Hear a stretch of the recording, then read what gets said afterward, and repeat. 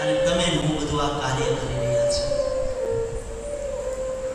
નંદ બાબાને કીધું કે પ્રભુ આપણે ઇન્દ્રને નહીં પણ ભગવાન ગોવર્ધનનાથજીની સેવા કરીએ તો ભગવાન ગોવર્ધનનાથ આપણી પર કૃપા કરશે.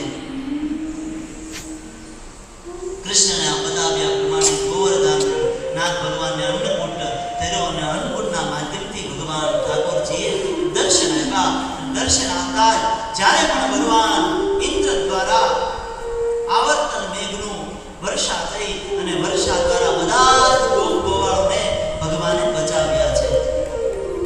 મારા મિત્રજનો, મારા ભાગ્યવતીજનો, વૈષ્ણવજનો, મને કહેવા દો કે ગોવાળિયાઓને નહીં કે ગોપીઓને કે નહીં ગાયોને ભગવાન કૃષ્ણ પરમાત્મા એવું કહે છે કે જે ઇન્દ્રિયોના વશમાં છે, જે પણ કથા શ્રવણ કરી રહ્યા છે, એ બધાને કાંઈક ને કાંઈક રીતે